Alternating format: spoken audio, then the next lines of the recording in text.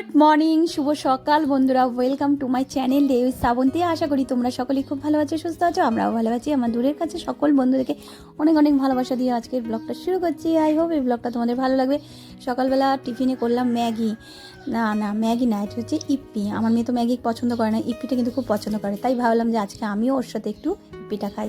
আর এখানে দেখো সেই ধনেপাতাটা, তার ধনেপাতার আজকে কি করব দেখো, তোমাদের কাছে একটা দারুণ রেসিপি করব, যেটা অনেক দিন রেখে দেওয়া যাবে। ধনেপাতা, অনেক ধনেপাতা কিনে, কেন গরমকালে দেখবো অতটা পাওয়া যায় না, কিন্তু শীতকালে তাজা তাজা ধনেপাতা পাওয়া যায়। তা ওটাই একটু একটা জিনিস রেসিপি করব তোমাদের সাথে আজকে শেয়ার করবো। আগে চলো ইপ্পিটা একটু খেয়ে নিই ঝপাঝপ করে। দেখো এখানে কিন্তু পাকা তেঁতুল রয়েছে। সেই তেঁতুলটা কিন্তু আমি জলের মধ্যে ভিজিয়ে ওর মধ্যে কিন্তু একটু জিরে গুঁড়ো, ধনের গুঁড়ো, হলুদের গুঁড়ো আর লঙ্কার গুঁড়োটা দিইনি, দিলে ভালো হতো, কিন্তু না, আমি যেহেতু লঙ্কার গুঁড়ো একটু কমই খাই। আর জানো ভুল করেছি কি, আমি লোহার কড়াইতে করে, কারণ তেঁতুল কোনো টক জাতীয় যদি লোহার কড়াইতে করি না, সেটা কিন্তু কষ ওঠে। তা এখানে দেখো আমি আদা, শুকনো লঙ্কা ফোড়ন দিলাম, আর ফোড়ন দিলাম সর্ষে দিয়ে কিন্তু তেঁতুলটা দিলাম। তেঁতুলটা যখন একদম ছাড়া ছাড়া মতো হয়ে আসবে, তখন কিন্তু এই পেস্টটা কি বুঝতে পারছো, এটা ধনেপাতার পেস্টটা। ধনেপাতাটা কিন্তু একটু ভেজে নিয়েছিলাম কড়াতে, তারপরে কিন্তু ঠান্ডা করে মিক্সারে পেস্ট করে নিয়েছিলাম। ঠিকই ধরতে পারছো যে এটা ধনেপাতার কি করছি। কিছু কিছু বন্ধু তো ধরেই ফেলেছো, তবু বলে দে, এটা করছি ধনেপাতার চাটনি। এটা কিন্তু আমি ভালো করে নাড়াচাড়া করে তারপরে এটা কিন্তু আমি ঠান্ডা করে ফ্রিজে তুলে রাখবো। প্রত্যেকদিন খাওয়ার সময় 1 চামচ করে নেবো। আর এখানে দেখো আজকে বেশি কিছু রান্না করে নিই, মসুর ডাল করেছি, ডিম আলু ভেজেছি, আর এই চাটনিটা, আর এখানে গরম গরম ভাত। চলো তাহলে খাওয়া দাওয়া করে নেই। আজকে আবার বেরোবো, তা কোথায় যাব তোমাদেরকে সঙ্গে করেই নিয়ে যাব। এখানে মেয়ে আর আমি খেতে বসেছি, আর আমি কিন্তু আলু সিদ্ধ নিয়ে বসলাম, কারণ আলু সিদ্ধটা একটু নুন আর সর্ষের তেল দিয়ে কাঁচা লঙ্কা দিয়ে করবো। আর একটু দাঁড়াও, মেয়েকে আগে ধনেপাতার চাটনিটা দিয়ে দেই, আর আমিও একটু ধনেপাতার চাটনিটা নিয়ে নিলাম।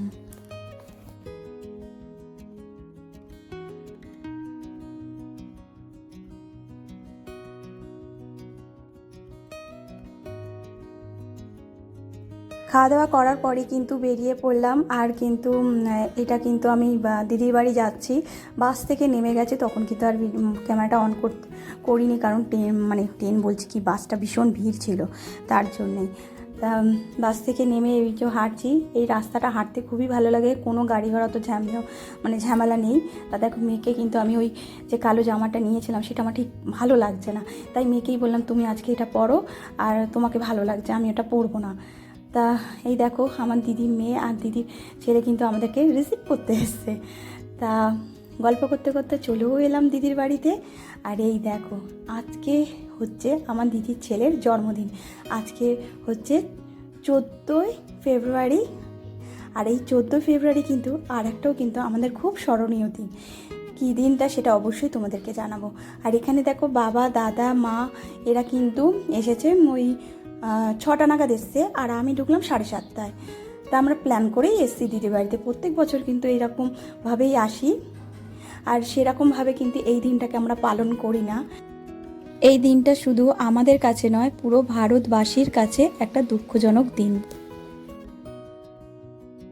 তা দেখো এই একটু জন্মদিন তো, একটু তো বাবুকে তো কেক দিতেই হবে। তা বাবু কেক কাটে না, এই দিনটাতে বাবু কেক কাটে না। আর তার জন্যে বাবু বললাম ঠিক আছে, কেক কাটিং করতাম না, একটু কেক খাও তাহলে। তা নিয়ে যাচ্ছি ওদেরকে, একটু ওরা ফুচকা খাবে আর কেক খাবে, কেক প্যাক করে নিয়ে চলে আসবো। এবার নিশ্চয়ই তোমরা বুঝতে পারছো কি কারণটা। আজকে কিন্তু ব্ল্যাক ডে হিসাবেও পালন করা হয়, আর এদিকে কিন্তু ভ্যালেন্টাইন ডেও আছে। তা আমরা ভ্যালেন্টাইন ডে অত পালন করি না, কারণ আমাদের কাছে এইটা সবচেয়ে বড়, যে 2019 সালে যে ভয়ঙ্কর ঘটনাটা ঘটেছিল, যে শহীদ জওয়ানরা 41 জন যে প্রাণ দিয়েছিল, তাদের স্মরণ করে কিন্তু এখানে মোমবাতি আর মালা দেওয়া হচ্ছে। আর এইদিকে দেখো ওই যে ভ্যালেন্টাইন ডে হিসাবে সব বিক্রি হচ্ছে। তারপরে কিন্তু সিধে চলে এলাম ফুচকার দোকানে।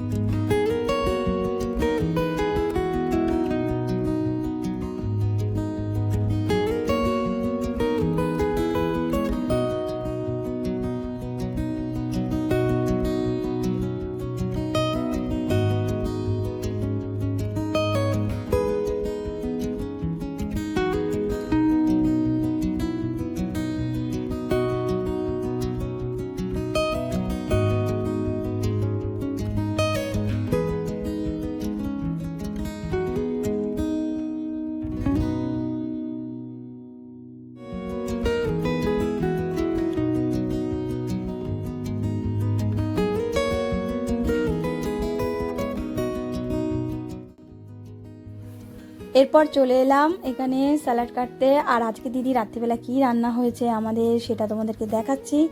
আর এখানে দেখো শসাটা আমি ছাড়াচ্ছি, আর এখানে বসে বসে কিন্তু আমি শসাটা কেটে নেবো ছুরি দিয়ে। আর এক পিস করে সবার জন্য কেক নিয়ে এসেছিলাম, সেই কেকটা তো খাওয়া হয়ে গেল। আর বাবুর এসে একটা বেস্ট ফ্রেন্ড, তার সাথে গল্পগুজব করছে, আর ও রাত্রিবেলা খেয়ে দিয়ে যাবে। আর এইখানে দেখো স্যালাড তো পুরো কমপ্লিট হয়ে গেছে।